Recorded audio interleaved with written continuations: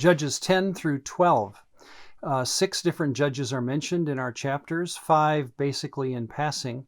These are the numbers of years that each judge ruled. The judge that gets the most press, of course, is Jephthah, so let's talk about him.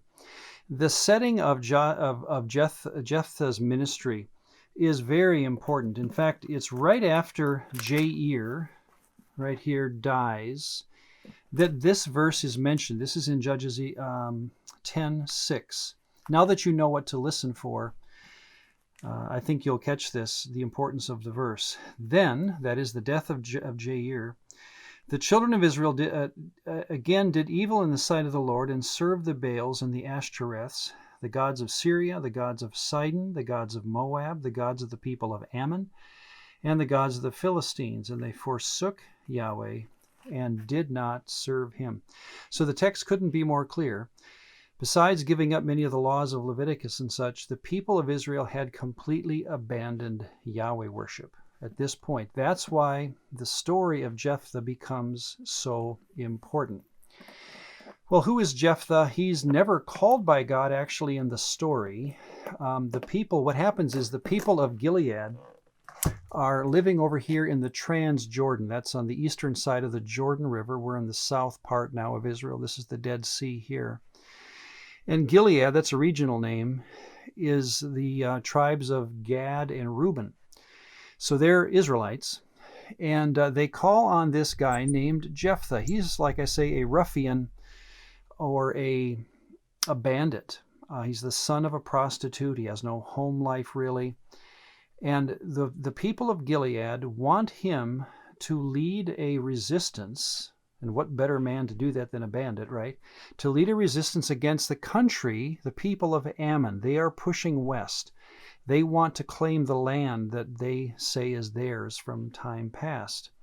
Well, Jephthah agrees to lead this push, provided he's given rule after it's all over. What Jephthah says to the king of Ammon to lead the discussion or to lead this conversation is fascinating. Listen to it in 11:24. Will you, king, not possess whatever Chemosh, your Elohim, gives you to possess? Whatever Yahweh, our Elohim, takes possession of before us, that we will possess.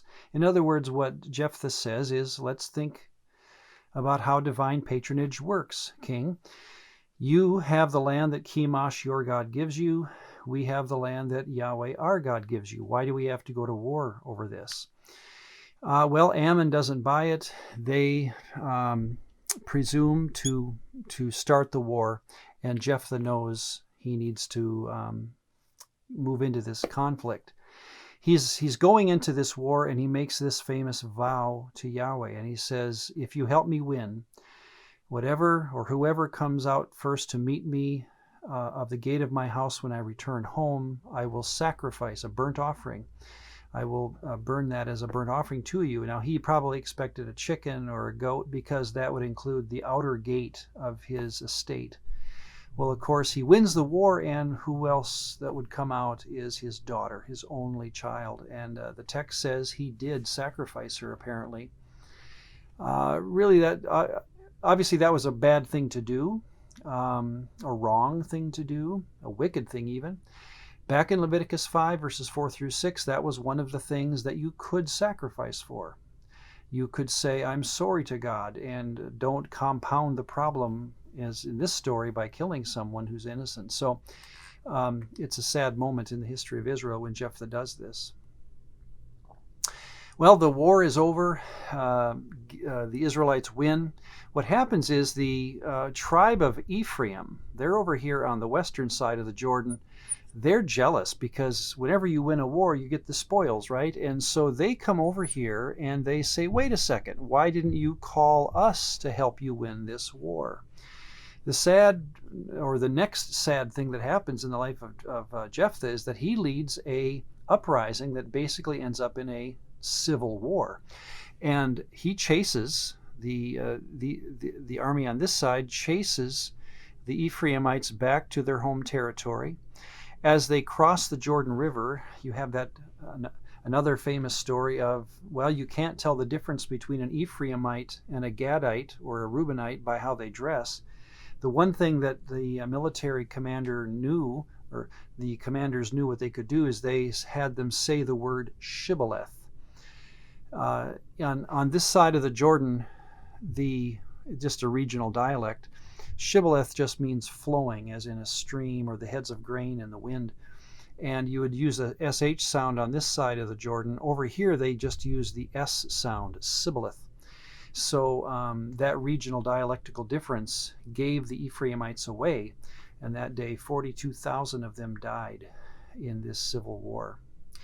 So again, very sad times, even though we have a famous man who's mentioned in Hebrews 11. This is what's shocking as we summarize our thoughts here. He is put into the great hall of faith in Hebrews next to names like David and Samuel.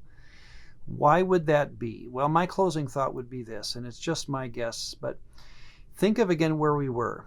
We have given up, after the death of Jair, all worship of Yahweh.